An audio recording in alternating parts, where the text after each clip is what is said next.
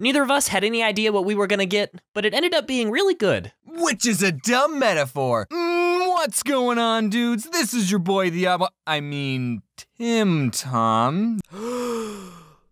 Roll the intro.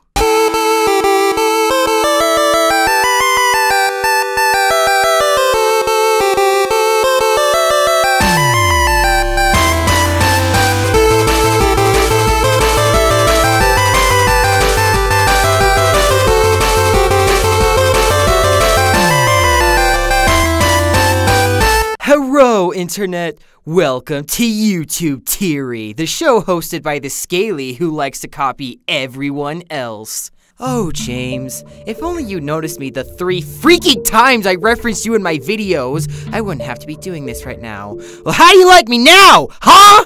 Well, get ready, for I'm not just going to rip you apart, I'm bringing your quote-unquote friend along with you. So brace yourselves, for this ride does not come equipped with seatbelts. Alright, all joking aside, The Odd Ones Out is a YouTube channel I really do admire, so maybe this is my chance to really get noticed by Senpai. So without further ado, let's get right into it. I'm rather curious about this Tim character James took such a sudden interest in. Just who is Tim? Well, to figure this out, we should start on familiar ground. The commonly accepted theory is that Tim is James's son. When Tim would Skype, oh, like daddy is calling. So you can't son of James, yeah, let's keep it. So let's look deeper into that.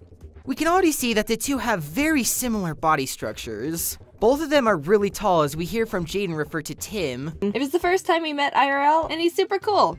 And tall. He's really tall for a marshmallow. And James refers to his own height as... And I'm not on the below average side of the height spectrum. So here we have these two, both are marshmallow people, and both which have great characteristic in height. However, that does not confirm that Tim is James's son just yet. Can we prove that Tim is younger than James?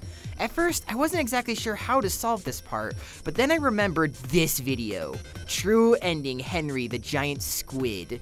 If we look at this thumbnail, we can properly do measurements and compare the height between Tim and James. And Tim actually does come out to be shorter than James.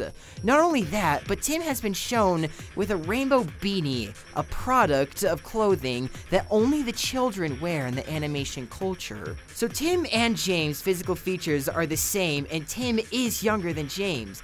But something's missing to prove that Tim is the son of James, and it leads to simple genetics. If Tim and James are father and son, then who exactly is the mother? Ew, gross, no! Ugh, what is wrong with you? They are just friends, people. Repeat after me. Just friends. Tim cannot be James's son. It's not because of potential fan fictions I'm scared it might exist. Who am I kidding? They do exist. Tim and James might have similar bodies, except they're too similar. Tim and James' bodies are identical. If Tim was the son of James, he would share features from his mother. Tim has characteristics that just can't tie to any other animator. He doesn't have any fingers, he only has pupils for eyes, and he has a mouth. So I guess that leaves Shgurr as the last potential candidate, except Shgurr has a darker skin tone. And if Shgurr was the mother, then Tim would come out to have a skin tone in between Tim and James's, rather than an exact copy skin tone from James. Also, Shgurr has retractable fingers, and Tim does not have any fingers whatsoever. These two basically are copy and pasted bodies, which leads me to believe that Tim is James. Silence you! How could James and Tim be the same person? They exist at the same time, we've seen them together.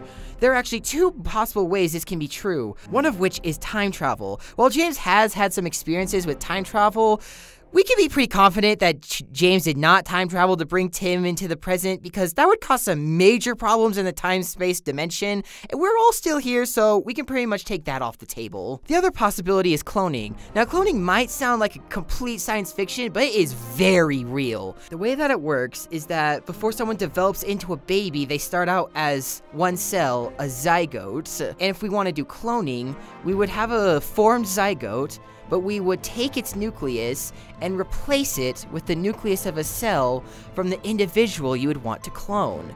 Then, through implantation, the clone grows from a cell into a child. which actually doesn't sound too far-fetched if you think about it for someone like James, for he too was also conceived in a petri dish and implanted into his mother. So the clone would actually be younger than the original, not the same age as some may believe. So I guess Tim really is the son of James, he just has a surrogate mother he shares no traits with. So maybe this creepy fanfiction actually can happen. Ugh. But I'm not looking farther into that. Instead, I want to know why. Just why would James clone himself? I mean, we all understand he can have a bit of an ego. Whoa, what an awesome video. I really like the parts that talked about me. But raising a child, clone or not, is just too much for someone who's actually arrogant. Well, I think it's a message, not just to people who want to be an animator, but people who just want to create. I want you to go back in time a little bit. Do you recall when animators on YouTube really blew up when they'd collaborate with The Odd Ones Out? They'd go from thousands of subscribers to all of a sudden hundreds of thousands of subscribers. Who do you think started that trend? It was none other than Tim. Tim was the one who started the trend of getting a massive subscription boost by collaborating with James when he only had 15 subscribers. Now that is unbelievable. YouTubers with millions of subscribers don't collaborate with mere peasants who only have 15 subscribers to give them massive exposure. James has collaborated with people before he collaborated with James, but James was growing alongside these guys. Tim was the first nobody he collaborated with to get them to blow up, which might actually explain Tim's shirt. Tim always wears a green shirt. Do you know when James wore a green shirt? Subway. James wore a green shirt in his Subway videos, and if you think about it, those videos are what made James blow up. So through Tim, James is saying that he believes in you. James cloned himself to make Tim, to show that he once was a nobody as well. And by collaborating with Tim to make him the first channel to blow up from his collaboration, shows how you too can be just like James. James will collaborate with you and work with you to get you up there. Even if he is tired of it, he continues anyway. Whether you have 15 subscribers or 1,000 subscribers, James will help you out, for he sees your potential. But hey, that's just a Teory. A YouTube Teory. Tune in next time to see how Jaden Animations is actually dead. Have a great day, everyone. And if you could tweet this to Tim and James, that would be great. I really want to see their reactions to this. Reactigator signing off, and wear your seatbelt. There, I did it. You happy now?